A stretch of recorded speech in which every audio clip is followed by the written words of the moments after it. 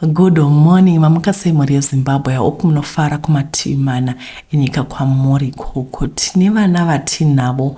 Vana ava vane 6 terms that they haven't paid school fees.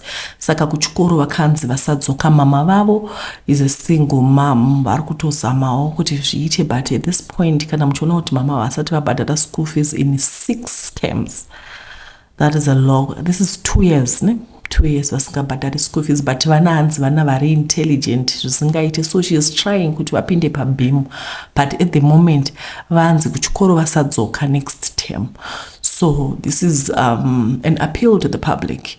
Vana ava vanobhadhara about $40 per term, but mari yachona panzi pane imwe interest here, then pane imwe registration here, saka all in all mwana wana ari kukwereta $325 ndoma. Saka vana vedu i2.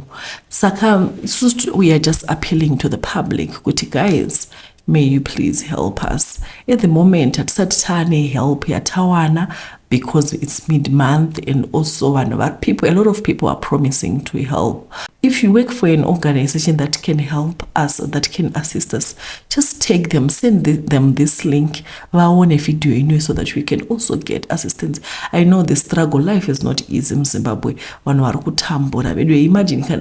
Imagine kuti kana uchiita 6 materm usingabhadhari school fees. Mama is trying so hard kuti vana vapinde mubhimu, but at the moment we just need to help them raise funds kuti vagone kudzokera kuchikoro next term. Hapana mubereki anoda kuti vana vagare kuchikoro, and we understand struggle yamama since she is a single parent. Vakatitumira mastatements acho kubva kuchikoro, uyezve vakatipa account number yekuchikoro kuti we can just pay the money right into the account. Patinongokwana mari ikangokwana, we can just pay the money right into the account yechikoro, then maslip todzoka nawo kuno kwamuri toti guys ndozvataita.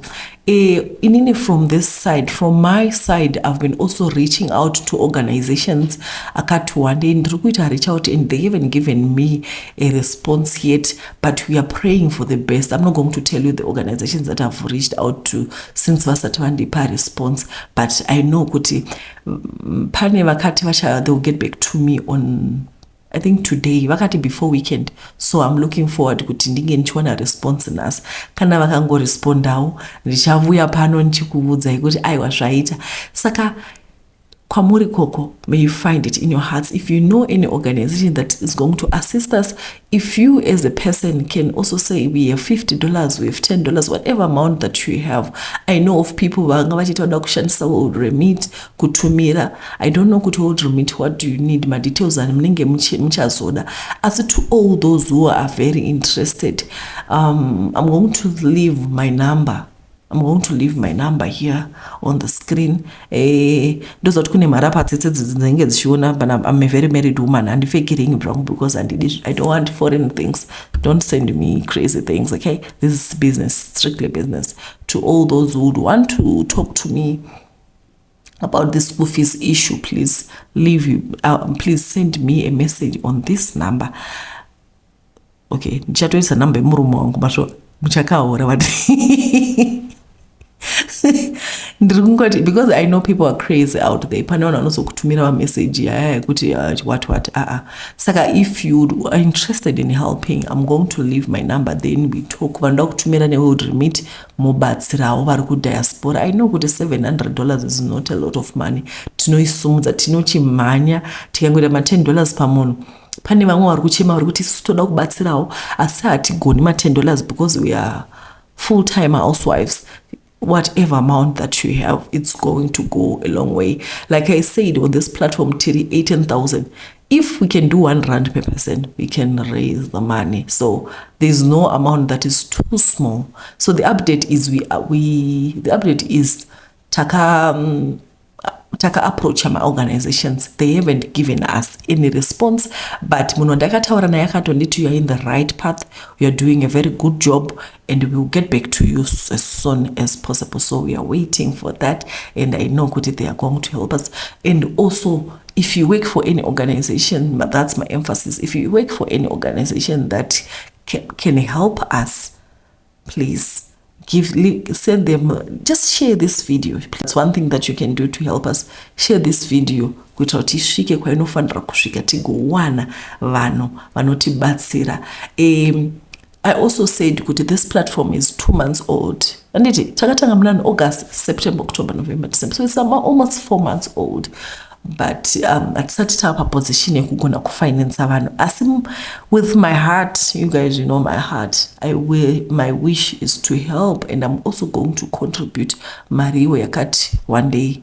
I'm going to tell my husband kuti we also need to contribute, and I know kuti he's going to help us. Then we take it from there. Guys, ndinokutendai nekuti muchabatsira. Pane vanoda kubatsira asi vasingagoni. You cannot help financially, but they have Wi-Fi at home. What you can do is just play all the ads. Just put playlist and watch the videos. Muchingoisa ma-advert kudai. Muchitodaro ma-advert yo chero iri 1 cent inonzwa ne-advert. It's going to contribute to kuti vana vaende kuchikoro. Mukaona mavideo muchishare pama-status enyu malink emavideo edu enyaya dzinonakidza dziya. Vanhu vakawanda muchidana vanhu kuti muone. Vanhu ivo pavanenge vachiona ma-advert techitawo ma-1 cent akawanda iwo ma-1 cent iwo akawanda. Inotokwana kani imi. It's going to contribute also. Saka guys, mama also, she's watching the channel, so sometimes she feels so much discouraged. Good, vana vasiku contribute. No. I told you, good, Mimi, don't worry about anything. Muswa 16 January panovuka chikoro. Vana vanoenda kuchikoro nekutenda. God is going to do it. I told you, good, our help does not come from anyone. Our help comes from the Lord, so she must not worry. There's no problem too big, like I always say, that God cannot solve. Notenda kuti video ino ichasvika kwainofanira kusvika tigowana rubatsira. Iva ine zuva rakanaka muri Zimbabwe. Bye bye.